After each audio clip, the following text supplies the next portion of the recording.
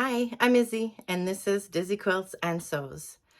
In today's video, I will share all about my November 2022 makes. I had a pretty good month of November, if I'm going to be honest. I managed to finish 7 things, and 3 of them are for me, and the other 4 were gifts. And actually, now that I'm looking at my list, I finished a couple more things. So I finished some small gifts, and I'll just talk about those at the end. So the month started with a bang, and I made 2 gifts back to back for my daughter and her partner. So I made my daughter the Unwind sweater, as always. That's definitely become one of her favorites. And I made it with remnants from a cardigan that I also made in November. So I cut off exactly what I would need for the cardigan and took the rest and figured out how to make an unwind sweater for her. I had to size down because typically I make a size 12 in that sweater for her. It is very oversized in a size 12. It's very slouchy, roomy, comfy type of sweater that she can layer on top of a t-shirt.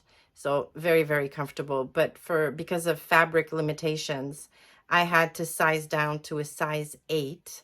And I used some ribbing from my stash for the neckband, the cuffs.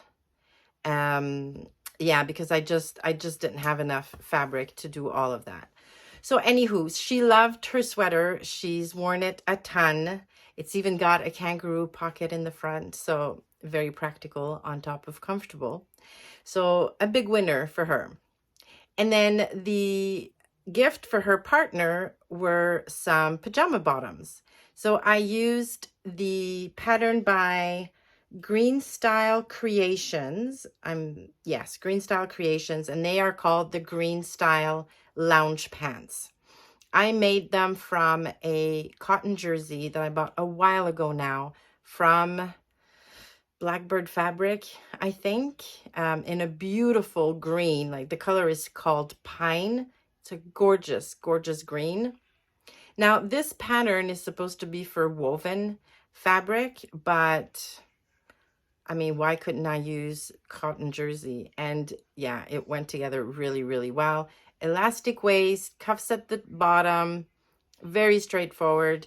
Now, they were a little long on him. He says he's okay with them, and he has been wearing them, but I will adjust the pattern in case I have to make him other pajama bottoms. But he is super, super happy with them. And those were a birthday gift because his birthday was at the end of November. So the first 2 were very, very successful, and they were both for gifts. The next one was also a gift. I made my hubby a Rocky Mountain raglan t-shirt, long sleeve t-shirt by Peekaboo Patterns. Now, I bought that pattern a long, long time ago, and I have made him that raglan tee a number of times. So I knew it would fit him. I knew he would like it. I unfortunately don't have any pictures of him in the shirt, or I don't have any pictures of the shirt on him. But yeah, I have one when I just folded it getting ready for Instagram and the a gift for November challenge that took place over there. So that was project number 3, and 3 out of 3 so far for gifts. The next 3 were projects for me. So the first thing is I made myself another Blackwood cardigan by Helen's Closet in a gorgeous cotton bamboo fleece that I purchased from Prairie Love Knits. And I mean, who doesn't know the Blackwood cardigan by Helen's Closet? I think everybody has made at least one version of it. I stuck with my usual size, which is a size 18 with the D cup, and I have to be honest, it is a little snug. I don't know if it's because the fabric doesn't have as much stretch. I mean, it fits and it's comfortable and it looks really, really good with t-shirts and tank tops, but otherwise it's a little snug, and I don't know that I'd be able to fit anything other than a tank top or a t-shirt under that cardigan. But I've been wearing it a ton and I love it.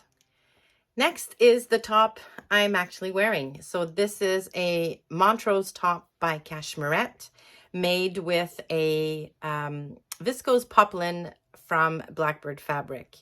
And I talked about this top during a Friday Sews video, maybe, because I decided to go up a cup size based on my latest measurements, or what my measurements were today. So I went on the Cashmerette size calculator, put in all my numbers, and it told me to start with an 18 GH cup, grading to a 20 waist and hips. And so I cut that out, and unfortunately it is just way too big. Way too big. It's too big. I should have stuck with my 18 EF. I would have been very happy, but there's just a lot of extra fabric around the bust, and I mean a lot of extra fabric around the bust. And I have weird bubbles at the darts that I don't have when I make an EF. So I have been wearing this. It's very comfortable. Lots of room. So I have been wearing this, and but I will go down to my 18 EF that I always make for my next one. And I already have one planned for December. So Montrose in a viscose poplin, which is really like pretty perfect for the Montrose. Yeah, it's very, very nice. I love my top, however big it is. I love my new top, and I've been wearing it a ton. And the third project for me this month is not a flop or a disaster, my goodness. But it's not as successful as I was hoping it was going to be. And that is my Octave coat by Love Notions in a beautiful wool. It's a dead stock wool from Core Fabrics. I absolutely love that fabric. It is so good. But I made the mistake of using it on a pattern I'd never made before.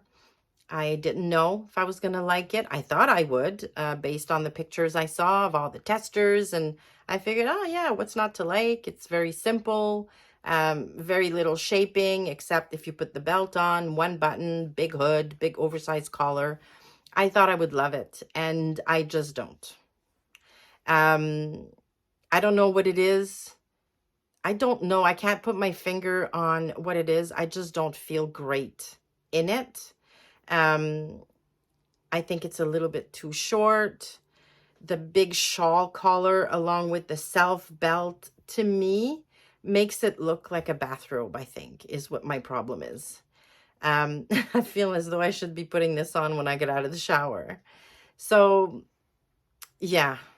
On top of that, the lining fabric, I used a Bemberg Cupro for the lining, which was extremely shifty and difficult to cut, difficult to sew. And so the quality of my sewing leaves a little bit to be desired, to be honest, and in the lining. So attaching the lining to the main coat was challenging because some of the things didn't match up perfectly. So yeah, a little bit disappointed. This was not an inexpensive project. It took me a long time to sew.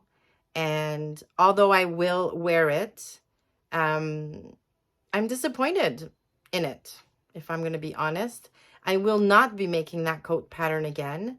I'm going to try and find another coat pattern that is similar to the ready-to-wear coats that I've worn in the past that I've liked, and see if I can try again. Probably not this year, to be completely honest, but maybe next winter I'll put another winter coat on my to make list.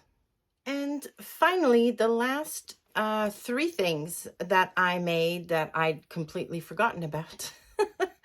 Were a little mug rug that I made as part of the A Gift to November vlogger tour.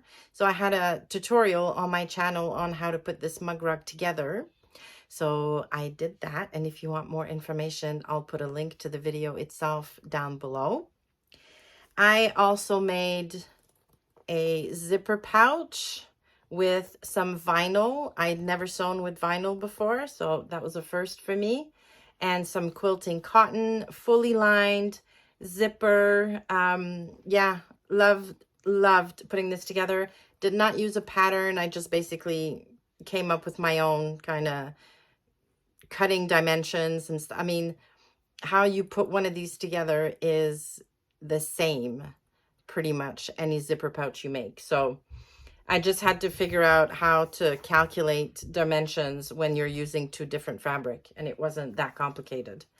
And to go with the zipper pouch, I made a lanyard that's basically a keychain. So I don't know if you're anything like me, but I have a pretty big purse, like my handbag is big, and my keys get lost at the bottom. That is, you know, the bottomless pit, basically, that is my purse.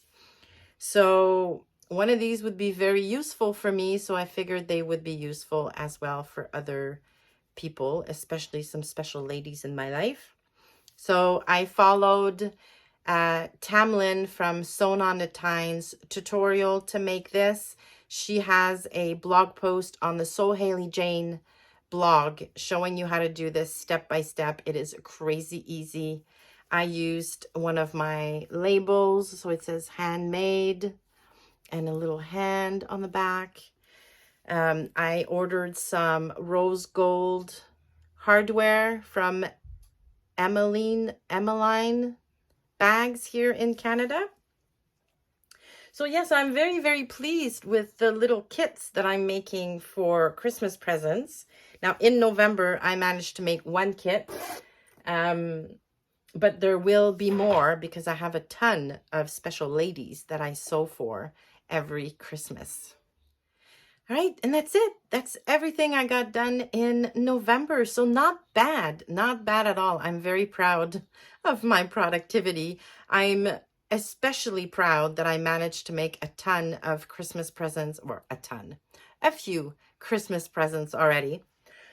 And that's, you know, thanks to Adam from Adam Sews and Allison from Sew Like Dottie, who created the A Gift to November challenge on Instagram, basically giving me the push I needed to get started a lot sooner this year.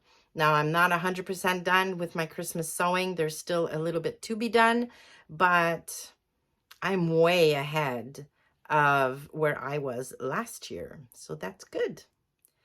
So thank you for stopping by. Please give the video a like if you liked it and consider subscribing to the channel.